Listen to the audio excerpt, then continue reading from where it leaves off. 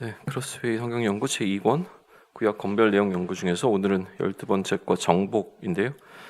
실제로 이제 여호수아서에 관한 이야기 좀 같이 나누도록 하겠습니다. 기본적으로 여호수아서는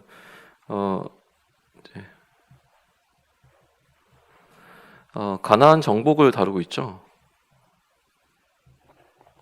정복에 관한 이야기. 교재의 내용을 좀 면밀하게 살펴보십시오. 제가 이 웬트 목사님의 묵상과 신학적 깊이를 저는 사실은 다 충분히 이해하지는 못하겠어요. 그러나 이제 세밀하게 기록해 놓으셨으니까 그거는 좀 교재를 통해서 좀 잘 참조하셔서 나름대로 거기서 주고자 하는 그 메시지를 잘 이제 받으시면 좋겠습니다. 오늘 저는 이 여호수아라고 하는 책 전체를 한번 좀 훑어보고요. 또 그 안에서 오늘 우리의 삶 가운데 어떠한 이제 메시지가 있는가라고 하는 부분들을 함께 나누는 시간으로 좀 갖고자 합니다. 여호수아 이제 1장을 보게 되면 기본적으로 이제 여호수아를 세우세요. 그러니까 여호수아를 리더로 이제 세우시는 장면이 등장하는데 이 오늘 그림의 다음 장면을 보시게 되면 이 첫 번째가 모세이고 그 다음에 이제 여호수아예요. 이제 사무엘과 뭐 이사야, 예레미야, 에스겔 뭐 쭉 번호가 나오는데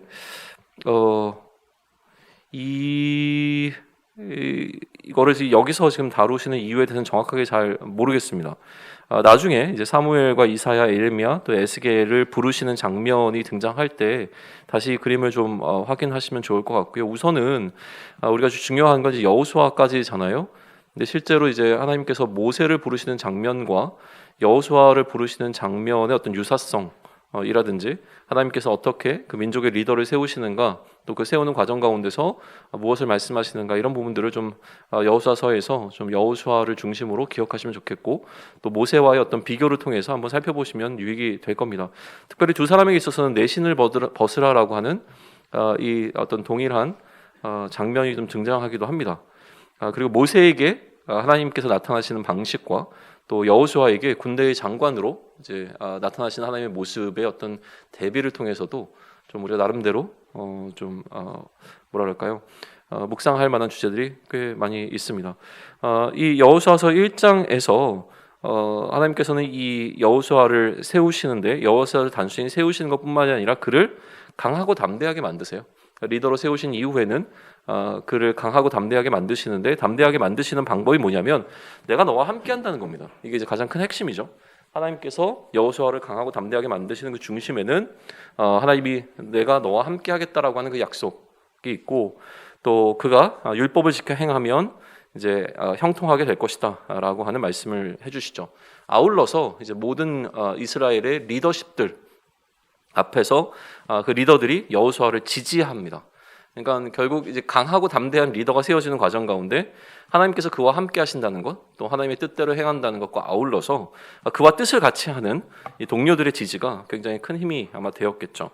그렇게 세워지는 이제 여호수아를 필두로 해서 정복 전쟁이 이제 준비가 되어지는데 그 과정 가운데서 정탐꾼을 보내죠. 2장에서는 이 정탐꾼을 보내는 내용이 등장하고 있습니다. 정탐꾼들이 누구를 만나게 됩니까? 라합을 만나게 됩니다.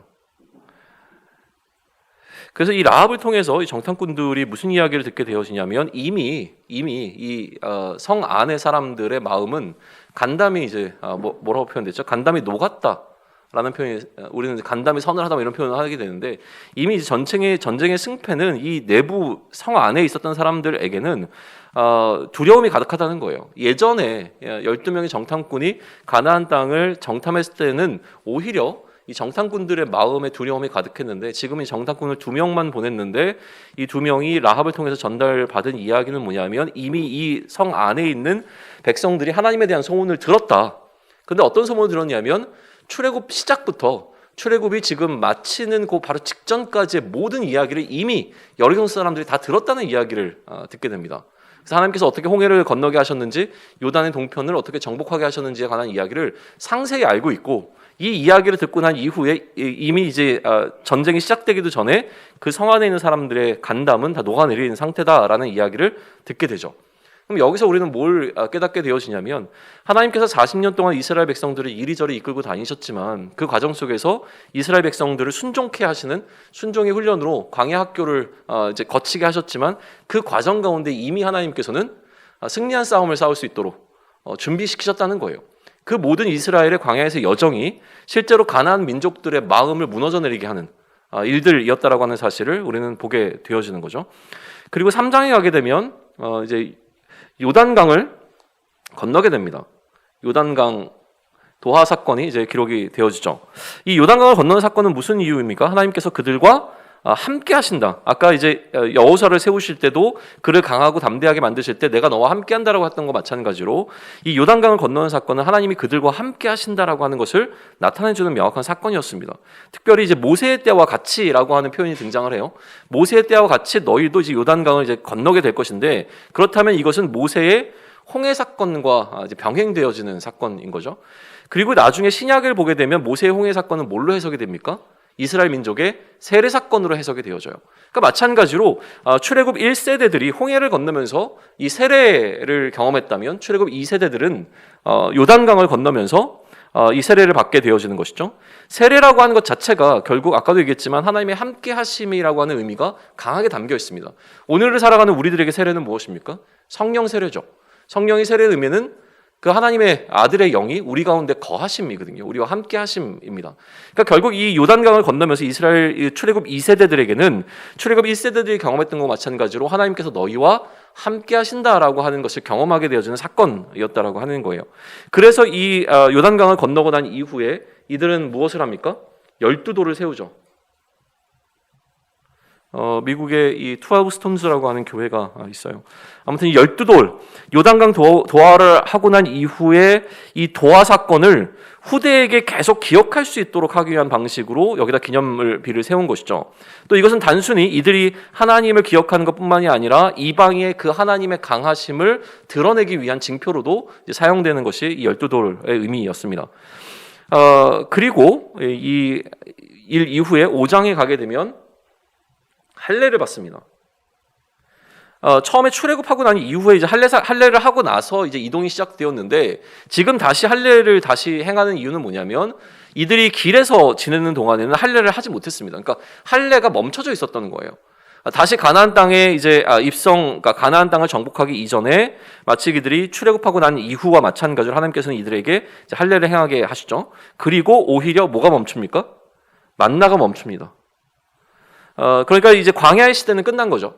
그리고 다시 이들이 그 땅에 정착하고 이 땅으로부터 소산을 먹을 수 있는 시대가 이제 변하게 되었다는 것을 나타내 줍니다. 그리고 아까 이야기했던 그 네 발에서 신을 벗으라라고 하는 그 장면이 여기서 등장을 하게 되죠. 하나님께서 군대 장관을 보내시고 군대 장관과 여호와의 군대 장관과 여호수아를 만나게 하시는 일이 이 5장에서 일어납니다. 그리고 6장에서 본격적으로 뭐가 시작됩니까?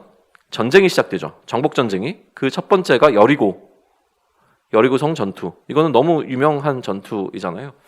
결국 이 전투에서 항상 이야기되는 것은 무엇이냐면 전쟁은 하나님께 속한 것이다라고 하는 것이죠.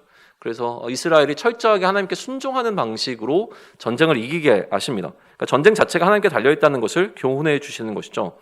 여기서 이따가도 제가 결론 보면서 강조하겠지만 하나 더 강조가 되는 건 뭐냐면 그런데 하나님께서 이 여리고성을 완전히 진멸시키시는 명분은 무엇이었는가 하는 거예요. 이스라엘 백성들을 위해서 한 성을 학살하실 이유는 없는 거잖아요. 그러니까 그렇게 보게 되면 지금 오늘 살아가는 우리들의 시선으로 바라보게 되면 좀 무언가 하나님의 일하심 자체에 모순이 있는 것처럼 느껴집니다. 그러나 여기서 부각되는 것은 무엇이냐면 하나님께서 여리고성을 진멸하실 때 긍휼을 잊지 않으셨다는 거예요. 그게 바로 라합입니다. 라합이 이제 그걸 보여주는 거죠. 그러면 어떻게 볼 수 있냐면 만약에 그 여리고성 안에 있었던 사람들이 라합과 마찬가지로 하나님께 순종했다면 하나님께 그들이 복종했다면 여호와의 진노가 그들을 피해갈 수 있었다라고 하는 사실을 이제 보여주는 굉장히 결정적 증거가 이 라합의 이야기가 되어집니다. 단순히 이것은 라합의 이야기뿐만이 아니라 이 여호수아서 전체 안에 담겨 있는 굉장히 중요한 모티브 가운데 하나라고 저는 이제 강조하고 싶은 거예요. 결론에서 다시 한번 이야기하죠. 7장으로 넘어가게 되면 여리고성 승리를 하고 난 이후에 바로 옆에 있었던 어디를 아이성을 이제 정복하려고 갑니다. 그런데 처음에는 1차 전투에서는 실패를 하죠. 그 실패의 원인이 무엇인가를 하나님께 물었을 때 하나님께서 어떻게 하십니까? 그들 공동체 안에 있었던 죄의 문제를 드러나게 하십니다. 그 죄가 바로 아간 사건이죠. 그래서 이 아간의 범죄를 이제 정결케 하고 아간을 죽인 그곳이 바로 이제 아골골짜기가 되어진다라고 하는 기록이 7장에 등장하게 되어지고요. 8장에서 다시 아이성 2차 전투를 이제 시작을 하게 되어집니다. 그리고 여기서 승리를 해요. 근데 승리를 한 사건 이후가 또 중요합니다. 승리를 하고 난 다음에 무엇을 했습니까? 이들이 아이성에서 승리하고 난 다음에 에발산에 올라가서 여기서 율법을 낭독합니다. 이거는 신명기에서 이미 모세가 이들에게 부탁한 사건이었어요. 너희가 가나안 땅에 들어가게 되면 내가 그림산에서 그렇게 율법을 낭독했던 것과 마찬가지로 에발산에 가서 저주를 선포하라라고 이야기를 했어요. 그래서 이들이 이제 여리고성 전투를 마치고 난 다음에 바로 했으면 좋았을 텐데 그렇지 않았고 이 아간의 사건을 넘어서면서 그 다음에 이 아이성선 전투를 승리하고 난 후에는 이 에발산에 올라가서 율법을 낭독하는 그 일이 판장에 기록되어져 있습니다. 9장은 어떻게 됩니까? 이처럼 이스라엘 백성들이 승승장구하자 가나안 왕들이 동맹을 맺기 시작하죠. 그들도 살아야 되니까요. 그런데 이 동맹을 맺고서 이스라엘과 어떤 전쟁을 벌였냐는 이야기를 하기 전에 기브온 사람들의 이야기가 중요하게 등장합니다. 이 기브온 사람들은요 먼저 와서 속임수를 통해서 이스라엘의 종이 되어지는 사건이었죠. 그들이 우리 굉장히 멀리서부터 왔어요. 우리 되게 불쌍해요. 우리 좀 도와주세요. 그래서 이제 내가 너희를 치지 않을 거야라고 하는 약속을 받았는데 알고 봤더니 3일 거리에 있었던 성의 사람들이 이제 온 거였죠. 속임수를 통해서. 그러나 이미 하나님 앞에서 약속을 했기 때문에 이스라엘은 이들은 치지 못합니다. 치지 못하는 대신에 이들을 이스라엘의 종으로 삼게 되어지는 이야기가 이제 9장에 등장하게 되어지는 거죠. 10장으로 넘어가게 되면 아까 이야기했던 이스라엘 아니죠. 그 가나안의 연합군 왕들이 이제 이스라엘을 대적하려고 하는데 이스라엘하고 전쟁을 일으킨 게 아니라 누구를 먼저 칩니까? 아까 소위 얘기하면 그들 입장에서 봤을 때 배신했던 기브온을 이제 칩니다. 기브온과의 전쟁을 이 가나안 5나라 연합군이 일으키게 되어지죠. 그랬더니 기브온은 당연히 누구에게 도움을 청합니까? 이스라엘에게 도움을 청하죠. 이스라엘이 참전을 합니다. 그리고 그 전쟁에서 하나님께서는 우박을 내리시거나 우박으로 죽은 사람이 더 많았다라는 기록이 등장할 정도, 또 해를 이제 중천에서 멈추게 하시는 좀 뭐랄까 초자연적인 현상과 하나님의 비상한 개입을 통해서 이 전쟁을 승리로 이끌어 가시는 내용이 이제 기록이 되어져 있죠. 그리고 연이어서 10장에서는 가나안 남쪽, 가나안에 여기 이제 보게 되면 여기 이 화살표 있잖아요. 남쪽, 이거는 뭡니까? 동쪽, 이거는 북쪽이겠죠. 이러한 어떤 지역적 집중도를 통해서 처음에는 이제 남쪽을 어떻게 정복하는가라고 하는 이야기가 등장을 해요. 이게 이제 10장의 이야기입니다. 남쪽. 그리고 11장은 어디입니까? 북쪽이죠. 여기가 11장. 그리고 이제 이쪽 다 동서를 다 한 이야기가 12장에 등장한단 말이에요. 12장은 사실은 정복의 이야기라기보다는 어떻게 보면 정복 보고서에 해당하는 것 같아요. 그래서 요단의 동쪽과 서쪽을 어떻게 정복해 나가는지 리스트가 쭉 등장하는 게 이제 12장. 그리고 그 13장에 가면 이제 드디어 무엇을 합니까? 정복한 땅을 분배하게 되어지죠. 근데 이 땅을 분배한다고 해서 우리가 알고 있는 것은 땅을 다 정복했기 때문에 분배한다는 의미보다도요. 어떤 의미가 더 크냐면 이제 여호수아가 늙었어요. 그러니까 여호수아의 노쇠, 그러니까 리더의 노쇠함으로 인해서 이 14장으로 넘어가게 되면 이전까지는 연합군의 형태였습니다.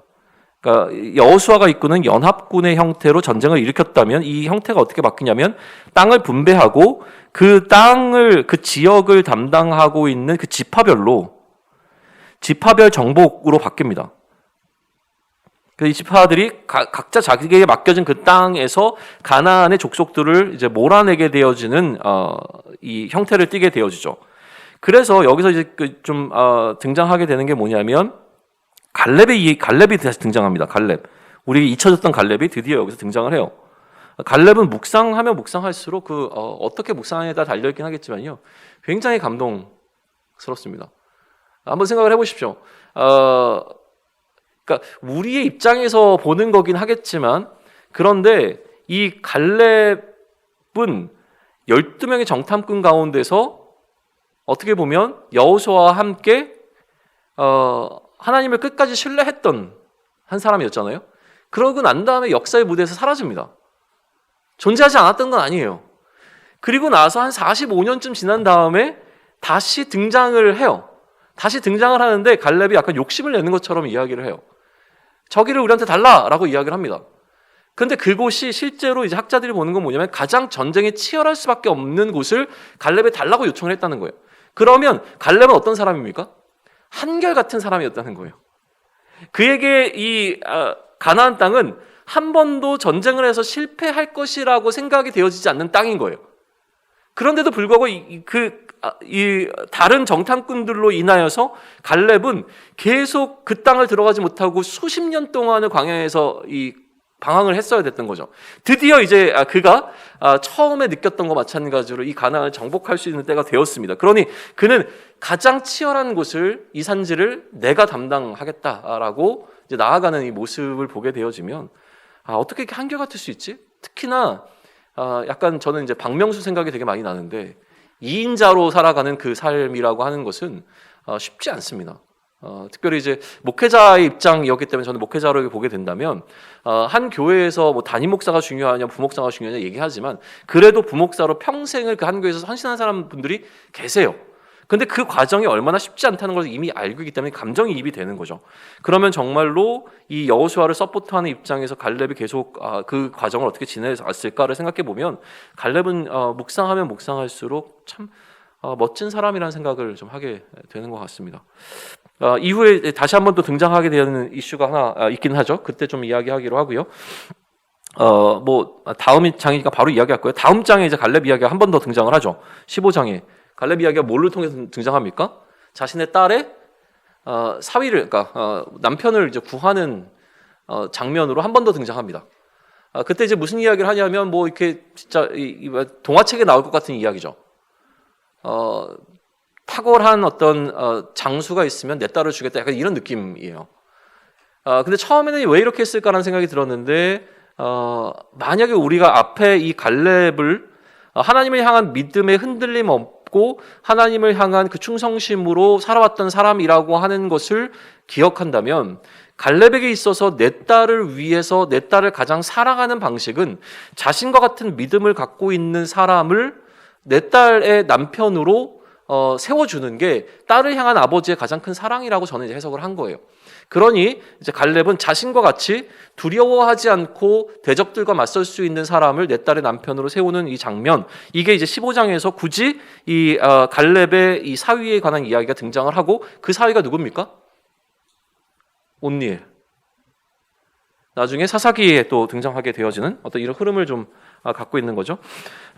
그리고 이 15장에서는 구체적인 어떤 분배의 기록이 또 등장을 합니다. 땅을 어떻게 분배했는가라는 구체적인 분배에 관한 이야기가 쭉 등장을 하게 되어지고요. 이 분배의 기록을 구체적으로 남긴 이유는 저는 이게 하나의 어떤 토지 대장이라고 생각을 합니다. 그래서 나중에라도 이스라엘 안에서 뭔가 땅에 대한 이슈가 발생하게 되어지면 이때 기록된 이 기록이 굉장히 중요한 역할을 감당했을 거라고 하는 것을 저는 좀 그렇게 생각을 하는 거죠. 그리고 16장에 넘어가게 되어지면 특별히 이제 이 분배의 과정 가운데서 요셉 지파, 요셉은 축복을 받아서 그 둘 에브라임과 므낫세로 좀 나뉘게 되잖아요. 그거에 관한 이야기가 좀 16장에서 길게 나오게 되어집니다. 그런데 그 가운데서 주목해서 봐야 될 건 무엇입니까? 므낫세와 에브라임. 근데 이 에브라임에 있었던 이 족속 가운데 가나안이 그대로 머물러 있었더라라고 하는 이야기가 여기에 등장하게 되어지죠. 그리고 나서 나중에 이 에브라임이 어떠한 태도로 이스라엘 민족들에게서 변화되는가라고 하는 것을 우리는 좀 살펴보게 될 거예요. 그리고 17장으로 넘어가게 되면 이 분배를 계속해 가는 과정 가운데서 이슈들이 발생할 수밖에 없죠. 분배는 쉬운 일은 사실은 아니었을 겁니다. 성경에서 굉장히 단순하게 이야기하지만 만약 우리가 땅을 분배한다고 하면 이거 쉬운 일이겠습니까? 굉장히 어려운 일인데 이슈가 나오는 것들이 있죠. 그래서 이 이슈를 여호수아가 한 리더로서 어떻게 해결하는가라고 하는 이야기를 이제 들려줘요. 기본적으로 이제 나왔던 이슈들이 뭐가 있었습니까? 기업을 이어받을 수 있는 아들이 없는 경우. 그래서 슬로보앗의 딸들에 관한 이야기를 다시 한번 언급하면서 그 부분에 대한 이야기와 또 요셉 자손 가운데서 인구 대비로 이 땅을 분배를 받는데 자신들의 땅의 규모가 너무 작았어요. 그러니까 우리 좀 불만이다 이 얘기를 하니까 뭐라고 얘기합니까? 그럼 니네가 가서 땅을 개척해라. 그 땅에는 진짜 엄청난 병력들이 있어서 우리가 싸움을 못할 텐데요. 할 수 있다. 가라. 라고 하는 이 이야기를 하면서 이 분배의 문제들을 해결해주는 이제 여호수아의 모습이 등장합니다. 그리고 18장으로 넘어가게 되면 실제로 분배는 되었다고 해서 정복이 완전히 이루어진 건 아니거든요. 그러다 보니까 아직도 실제로 한 7지파의 분배 문제가 좀 남아 있었고, 지체가 되는 정복 전쟁을 위해서 실로에서 이들이 미팅을 갖고 명확하게 더 이 땅을 분배를 합니다. 그러니까 분배라고 하는 것은 단순히 얘기한 것처럼 이제 분배되었다라고 하는 의미가 아니라요. 중요한 건 분배되었다라고 하는 의미가 아니라 결국은 이게 하나의 약속된 땅을 받는 것과 아울러서 이것은 사명이 되어집니다. 그래서 그것을 정복해야 되는 사명을 받게 되어지는 장면이죠. 19장으로 넘어가게 되면 이 땅 나누는 일이 마치게 되어집니다. 그리고 그 땅을 마지막으로 누가 받습니까? 갈렙에 이어서 여호수아가 받게 되는 것으로 19장은 이야기가 진행이 되어지죠. 그리고 20장으로 가게 되어지면 도피성 이야기가 등장하고요. 그리고 21장에는 레위지파, 레위인들의 땅은 어떻게 했는가라는 이야기가 등장을 합니다. 그리고 이제 22장부터 이 여호수아의 어떻게 보면 메시지, 설교가 좀 등장하게 되어지는데, 처음에는 요단의 동쪽에 머물렀던 요단 동편, 스토리는 알고 계시죠? 이 요단 동편에 있었던 사람들은 이미 가나안 땅을 정복하기 전에 땅을 분배를 해달라고 했어요. 그 땅을 받았어요. 대신에 전쟁을 할 때 우리가 들어가서 참여해서 전쟁하겠습니다 라고 이야기를 한 거죠. 그리고 실제로 가나안 정복 전쟁을 할 때 요단 동쪽에 있었던 사람들은 이미 자신들의 땅을 받았지만 들어와서 함께 전쟁을 해줍니다. 그리고 나서 전쟁이 이제 마무리가 되어지니까 요단의 동편으로 다시 돌아가야 되잖아요. 돌아가는 과정 가운데 그래서 이들에게 이 여호수아가 메시지를 전하는 거죠. 근데 그 이야기를 듣고 돌아가던 이들이 어떤 일을 행합니까? 요단 동편으로 가자마자 제단을 쌓습니다. 이 제단을 쌓은 게 큰 이슈가 되어집니다. 그래서 이스라엘 안쪽에 이 서쪽에 있었던 사람들이 싸워야 된다. 저들이 마음이 변심했다. 자신들이 여호와만 섬기는 것이 아니라 제단을 쌓고 다른 신을 섬기려고 한다. 막 이런 어떤 이야기들이 이제 왔다 갔다 하면서 진상조사단을 파견을 하죠. 그래서 진상조사단을 파견을 해서 알아보니까 아니었던 거예요. 하나님을 섬기지 않겠다라고 하는 게 아니라 오히려 증거의 제단을 쌓은 것이다 라고 얘기해서 이 문제가 좀 해결이 되어집니다. 23장으로 넘어가게 되면 이제 여호수아가 이스라엘의 리더십들을 불러 모으고 그들에게 여호와만을 섬길 것에 관한 이야기를 강조해서 이제 이야기를 합니다. 그리고 24장으로 가게 되면 이제 이스라엘의 전체 회중들을 모아놓고 모든 지파에게 여호수아가 설교를 하죠. 이 장면 또한 굉장히 감동적인 장면입니다. 무슨 이야기를 하냐면 이제 모든 것이 끝난 이 시점에 이제 여호와만 섬기겠다. 그런데 너희는 만약에 이 여호와를 섬기는 것이 좋게 보이지 않거든. 너희가 이전에 저 애굽에서 섬기던 신이든지 아니면 이 땅의 신이든지 너희가 섬길 신을 선택해도 괜찮다. 그런데 나의 집은 오직 여호와만 섬기겠다. 너희는 어떻게 할 것이냐라고 하는 이야기를 합니다. 그랬더니 우리도 섬길 거예요. 야, 근데 니네가 만약 섬기다가 제대로 안 섬기면 하나님이 너희를 복 주시다가도 저주를 내리실 수 있어. 그래도 우리 섬길 거예요. 그럼 해보자. 그러니까 다들 우리가 섬기겠다라고 하면서 이제 마무리가 되어지죠. 그리고 마지막에는 이제 마침표가 찍혀집니다. 여호수아의 죽음을 통해서 여호수아서가 마침표가 찍히게 되고 요셉의 그 유고를 이장하는 장면을 통해서 이 족장 시대가 마무리가 되어지죠. 마지막에 엘르아살의 죽음을 기록하면서 가나안 출애굽 2세대, 가나안 1세대들의 삶의 어떤 마침표가 찍혀지고 그 이후에 이제 왕이 없던 시대에 자신의 속에는 옳은 대로 살았던 그 시대가 이제 펼쳐지게 되는 것으로 자연스럽게 넘어가게 되어지는 것이죠. 크게 이제 보셨던 내용들을 좀 간략하게 나누면 한 5장 전체는 아니고요. 5장 한 12절까지가 첫 번째 이거는 약속의 땅에 이제 입성하는 것이고요. 그 다음에 이제 뭐 6장 그냥 5장까지로 이렇게 나누셔도 되긴 합니다. 근데 이게 이제 가나안 땅을 그러니까 약속의 땅에 지금 입성하는 장면으로 이제 볼 수 있고 그 약속의 땅을 정복하는 과정이 13장까지 12장까지 등장하죠. 그리고 13장부터는 이제 분배가 되어지고 22장부터 24장까지는 이 모든 것이 다 끝나고 난 이후에 그 땅에서 어떻게 살 것인가라고 하는 삶에 대한 이야기. 그래서 이 각각에서 이제 신학자들은 중요한 명령들을 하나씩 뽑아내기 시작하는데요. 이 첫 번째에서 주어진 중요한 명령은 무엇이냐면 요단을 건너라입니다. 건너라라는 명령. 이 두 번째에서는 정복하라. 그리고 여기서는 당연히 나누라, 분배하라. 그리고 이 마지막에서는 이제 결단하라는 거죠. 이런 주제들이 기본적으로 이 여호수아서에서 좀 흐르고 있는 주제들입니다. 그런데 이 여호수아서의 이제 핵심 주제를 하나를 뽑으라면 뭐 아무리 뭐 얘기를 해도 드디어 그 약속의 땅에 들어간 거잖아요. 그러니까 약속의 성취입니다.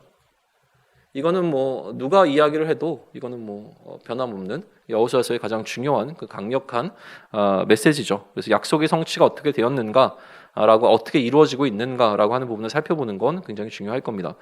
그런데 조금 더 저 개인적으로 이제 무게 중심을 주고 싶은 것은 무엇이냐면 약속의 성취뿐만이 아니라 이 뒷부분에 있는 새로운 시작입니다.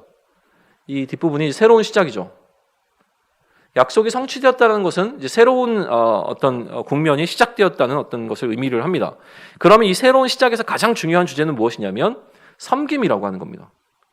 우리가 어떻게 이웃을 섬길 것인가라고 하는 그 섬김의 문제가 아니라 태도의 문제라기보다는 대상의 문제를 먼저 이야기합니다. 누구를 무엇을 섬길 것인가라고 하는 것이 이 새로운 시작에서 굉장히 중요한 이슈를 차지하게 되어지죠. 그래서 24장을 보게 되어지면요, 24장을 나중에 읽어보시면 24장에서 무슨 이야기를 하냐면 어디서부터 출발하냐면 아브라함의 누구죠? 아브라함의 가정이 다른 신을 섬겼던 것부터 출발을 해요. 그러니까 다른 신을 섬기다가 어떻게 여호와께서 그들과 함께 하셔서 여기까지 오게 됐는지를 이야기하고 난 다음에 그 다음에 그러면 이제 너희는 어떻게 할 것이냐라는 질문을 이제 던지게 되는 거예요. 그러므로 이제는 여호와만 섬기라. 이게 이제 여호수아서의 가장 중요한 메시지라고 저는 생각을 하는 겁니다. 그리고 그 섬김에 대한 근거를 계속 우리에게 알려주시는 거예요. 왜 섬겨야 되느냐? 왜 여호와만 섬겨야 되느냐? 그거는 그들에게 이미 하나님에 대한 경험이 있기 때문이라고 이야기합니다. 하나님께서 그들을 어떻게 인도하셨고 어떻게 보호하셨는지 이미 다 경험이 있지 않느냐? 그러니까 그 경험의 근거에서 하나님만 섬겨야 된다라고 이야기를 해요. 그리고 질투하시는 하나님을 이야기하죠. 그런데 만약에 너희가 다른 신을 섬기면 하나님은 질투하시는 하나님이다. 그러니 백성들이 우리는 그래도 하나님만 섬기겠다고 약속하고 세겜에서 언약을 맺고 율례와 법도를 제정하고 돌로 증거를 삼게 되어지는 것으로 이 여호수아서는 하나의 중요한 기둥을 세우게 되는 것이죠. 그리고 어떻게 마무리가 되냐면 이 일을 아는 자들이 사는 날 동안은 여호와를 섬겼다라고 기록합니다. 이 일을 아는 자들이 사는 날 동안은 여호와를 섬겼어요. 잘 지켜졌습니다. 그러나 그 이후에는 문제가 좀 생긴 것이죠. 그러니까 이 여호수아서 전체에서 약속의 성취라는 것과 아울러서 저는 이 섬김이라고 하는 부분을 하나의 모티브로 삼아서 좀 말씀을 좀 묵상하시면 좋을 것 같고요. 여기에 이제 플러스 개인적으로 좀 드리고 싶은 메시지는 뭐냐면 상수와 변수입니다. 상수와 변수. 되게 흥미롭습니다. 이 주제로 한번 여호수아를 한번 살펴보게 되면 제가 민수기를 말씀드릴 때 사명이라고 좀 말씀을 좀 드렸었는데 여호수아는 이제 상수와 변수입니다. 사명을 감당하는 건 동일합니다. 여호수아서는 더 선명하게 약속의 땅을 정복해 나가는 사명자들이 어떻게 이 사명을 감당하고 있는가라고 하는 것을 보여주죠. 그런데 그러한 상황 가운데서 변수들이 계속 생겨나요. 그리고 이 변수들은 그냥 변수로 끝나는 것이 아니라 이 변수가 이 사명을 감당하는 과정 가운데 굉장히 중요한 역할을 감당합니다. 라합이 마찬가지예요. 라합도 하나의 변수였습니다. 그런데 그 라합과의 만남을 통하여서 사실은 이 하나님께서 이 땅을 이미 승리케 하셨다라고 하는 사실을 전해 듣게 되는 것도 하나의 변수가 되어지죠. 기브온, 아까 이스라엘을 속이고 들어왔던 기브온이잖아요. 근데 이 기브온이 들어온 것을 통해서 이스라엘이 먼저 나가서 전쟁을 한 것이 아니라요. 5 연합 나라가 기브온을 치면서 전쟁이 시작되고 이 전쟁에서 이스라엘은 대승하게 되어지죠. 그러니까 이 모든 상황들 가운데서 무언가 변수들이 계속 끼어 들어오지만 그 변수들을 통하여서 하나님의 일하심은 더 선명하게 드러나고 그 일들이 이루어지는 과정들을 보게 된다는 거예요. 그러면 이제 뭘 얘기하고 싶은 거냐면 우리 삶에 놓여 있는 변수들이 있다는 거죠. 우리는 사명자로 살아갑니다. 우리에게 맡겨진 사명이 있어요. 이 사명들을 감당하다 보면 우리가 생각하는 어떤 상수 속에서만 모든 일이 일어나는 것이 아니라 그때그때마다 변수들이 들어와요. 그러나 이 변수가 우리를 굉장히 짜증스럽게 합니다. 우리를 굉장히 힘들게 해요. 왜 나에게 갑자기 이러한 어려움이 생긴 거야? 왜 나에게 예상치 못한 이런 일들이 생기는 거야? 라고 생각하면서 우리는 내가 하나님께서 맡겨주신 사명을 감당하기에 지금 지체함 없이 달려가기에도 버거운데, 그런데 중간중간 나의 발목을 잡는 것 같은 예상치도 못했던 변수들이 찾아올 때마다 불편해요. 그러나 그 불편함으로 바라볼 것이 아니라 이 변수들을 통해서 일하시는 하나님의 모습들을 우리가 만약에 여호수아서를 발견할 수 있다면, 그렇다면 이 사명자 앞에 놓인 변수를 우리는 어떻게 대응해야 될 것인가 라고 하는 것에 대한 지혜들을 얻을 수 있죠. 더 중요한 건 뭐냐면 단순히 상수와 변수라고 하는 그 의미 가운데서 우리가 보아야 될 것은 아까 얘기했던 라합이나 기브온 같은 경우에 이들이 왜 이렇게 들어왔는가, 어떻게 보면 정복이라고 하는 완전한 정복을 못 이루게 하는 하나의 변수로 놓인 자들과 같은 것인데, 그런데 정복 전쟁은 기본적으로 죄를 멸하는 전쟁이잖아요. 가나안 땅에 있었던 죄를 몰아내는 겁니다. 그래서 그것을 성결케 하는 것이 정복의 전쟁이었어요. 그런데 이러한 성결케 하는, 죄를 성결케 하는 과정 가운데 뭐가 보인 거예요? 결국 라합이나 기브온과 같은 경우에는 저는 이것을 복음이라고 본다는 거예요. 죄를 진멸하는 과정 가운데서 복음이라고 하는 변수가 들어온 겁니다. 복음이라는 변수가 무엇이냐면 이것이 죄 때문에 멸망당할 수밖에 없는 것이 상수죠. 이거는 변할 수 없는 거예요. 죄를 지었으면 그 죄의 값은 사망이어야만 합니다. 그런데 여기에 변수가 생긴 겁니다. 그 변수가 뭐냐면 바로 그리스도신 거예요. 그 그리스도가 이 죄의 문제를 변화시키시고 우리로부터 이 죄로부터 건져내셨다는 사실 자체가 사실은 복음이 되어지는 것이죠. 그러면 복음이라는 변수가 세상의 질서라고 하는 상수의 상황에 침투해 들어가야 그것으로부터 생명이 살아난다라고 하는 의미를 우리는 발견해낼 수 있다는 거예요. 단순히 죄를 진멸하는 것을 사명으로 여기고 여호수아서를 보게 되면 그걸로 끝날 수 있습니다. 그것만으로 중요한 메시지를 발견할 수 있죠. 왜냐하면 죄는 당연히 진멸되어야 되는 것이잖아요. 그런데 그거는 굉장히 율법적이죠. 그러면 그러한 죄의 문제 앞에 우리 가운데 자유로운 자가 누가 있냐는 거예요. 죄가 만약에 진멸되어야 된다면 우리는 진작에 진멸돼서 없어져 버렸어야 되는 거예요. 이게 상수입니다. 그런데 변수가 생겨서 우리는 여전히 존재하고 있는 것이고 그 하나님의 공동체 안에 일원으로 들어가 우리의 역할들을 감당하고 있게 된 것이죠. 그러면 그 변수가 무엇이냐라고 했을 땐 그것은 바로 복음이라는 것이죠. 복음의 변수가 우리의 삶을 변화시킵니다. 마찬가지로 그럼 우리가 지금 이제 해야 되는 것은 무엇이냐면 세상의 질서 가운데 죄를 제거하는 것, 이것도 굉장히 중요한 역할입니다. 그러나 거기 그 과정 가운데 놓치지 말아야 될 것은 무엇이냐면 그것을 통하여서 복음이 들어가게 해야 된다는 거예요. 그래서 생명이 살아나야 하는 것이죠. 이것이 이제 여호수아를 통해서 우리가 하나 더 이제 묵상해 볼 주제라고 생각을 하고요. 이렇게 마무리를 하겠습니다. 네.